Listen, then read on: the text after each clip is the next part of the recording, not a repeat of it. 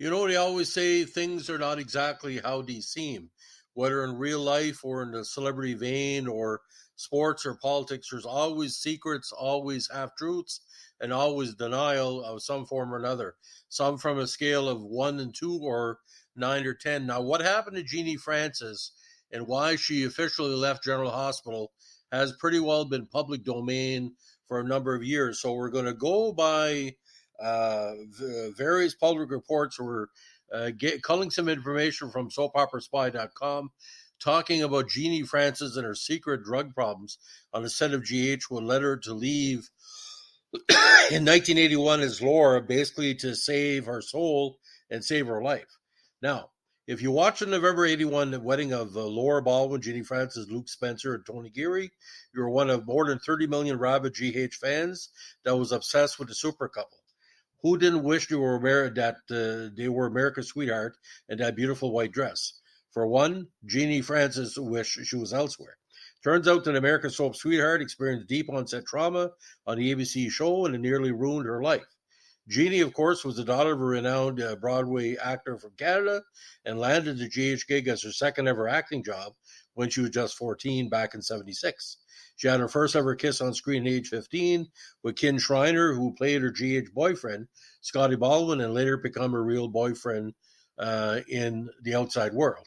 Her on-screen romance with Scotty made her a household name and pulled GH back from the brink of cancellation. As the show's ratings climbed, Jeannie's pay also increased dramatically, and then her parents asked her to help pay the bills at home. She did, but this put her in a terrible position of being a working adult supporting her family at just age 16. On a small screen, Laura married Scotty and their life seemed perfect. Off screen, Jeannie's life was horrible, lonely, and painful. Because she worked full-time, teen Jeannie couldn't go to school and was tutored on set.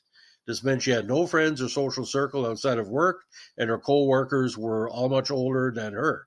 To set the stage for the secret edition that Genie would hide for decades. Of course, this is covered in the infamous Lifetime bio on her life on GH. Looking back, she says if Ken stayed on the show, she might have been okay, but he left when Laura's storyline shifted to be Luke-centric, and she once again felt completely alone and depressed. Genie got married on the show to Geary when she was 19, and he was in his mid-30s. He became part of her social circle, and apparently the drug culture of the 1980s was running rampant on a GH set, and Genie fell in with the adult peer group and did drugs to fit in. Genie says the first time she tried cocaine, she knew instantly it was a problem, but said it took away the pain inside. The pain was numbed, and all I knew was, wow, I need to get more of this. She says within an hour of her first hit on drugs, she had an addiction problem. Geary also dabbled in coke and says the drugs almost broke him. Geary later admitted he was drinking and doing hard drugs. Now, showrunner Gloria Monty claimed she didn't know they were using drugs, but understated was well known on set, and she was a very hands-on manager, so couldn't have escaped her attention. Genie struggled with drugs is what led her to quit the show, especially when it was made clear that she didn't matter to them. She says people on set knew there was a problem going on and covered it up. She had been on a show for 5 years and was immensely popular when she snapped and quit the show. The night before she quit, she had been up partying for more than 24 hours straight and passed out at her house. Her brother found her, and she begged to go to the hospital for help. She had burned her hand and had a sprained ankle. Now, Jeannie spent the night in the hospital, but was picked up by someone from the show and taken directly to work. They hid her away in her dressing room and set makeup and hair in so no one would see the state she was in. There was no sympathy. Then an associate producer on her show said, it doesn't matter if you live or die because Tony Geary is the whole show. Jeannie says she quit because she knew she could never get clean and sober while still on GH because there were drugs everywhere on set and her co-stars and her staff on GH were drugging up and partying. On the show, Laura disappeared into fog in December 81 while she was a huge star and widely popular. Of course, she came back in the Laura Returns plot in 83, but then, like I said, the show had shifted from Luke and Laura to, another more youth-centric format. Now, Jeannie Francis at the time, ladies and gentlemen, was being abused. Not saying sexually, but she was overworked. Her talent was overtaxed. and a lot of people felt there was something going on. You would watch the episodes and you could see there was almost like a mechanical way she was acting before she dropped off. Now, Genie says her mission was to become clean and sober, but then she swapped addiction and started overeating instead. Although she later conquered her eating problems in the short term, Genie did struggle with her weight on and off for years, even though she managed to stay clean off drugs. She then met her future husband on a set of Bare Ensigns, as Jonathan Frakes of Star Trek fame stabilized her life in several manners. Now, Genie then went on to work on Broadway, mimicking her father, which was a lifelong dream, and then went on to a role she enjoyed, also at ABC, on All My Children, playing Sierra Hunter. She had been on the show for 2 years and loved it, but when ABC wanted Geary back on GH as Luke, and he said having Genie to play Laura to his Luke was essential, the network cold-bloodedly fired her from AMC to force her to come back to GH. Interestingly, Genie had avoided return to GH because of all the bad memories and pain she suffered there and was worried about the negative environment. She was pleased to find out, however, that things had changed and the set wasn't stressful like it had been.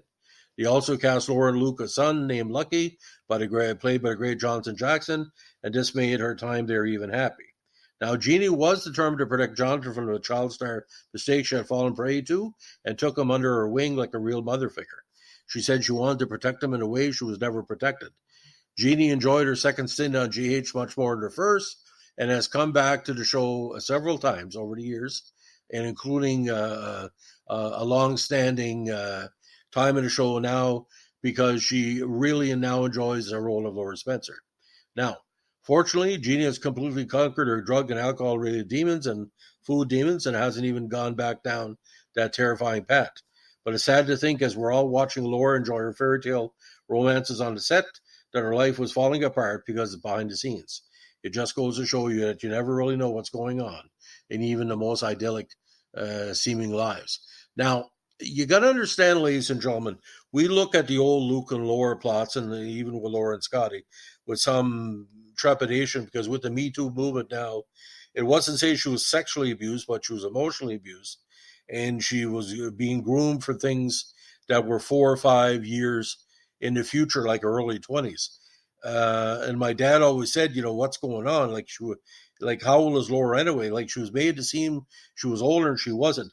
But what was really freaky, ladies and gentlemen, at the time, her look, Gina Francis' look, was very prevalent in high schools and universities amongst young women at the time. It was a very popular look. And even porn stars mimicked the Laura look. Tracy Lords is a prime example. You have to see it to believe it, if you know what a Tracy Lords is. So, ladies and gentlemen, it's our latest GH podcast. If you like what we're doing here, give us a like, comment, subscribe, or share. Bye.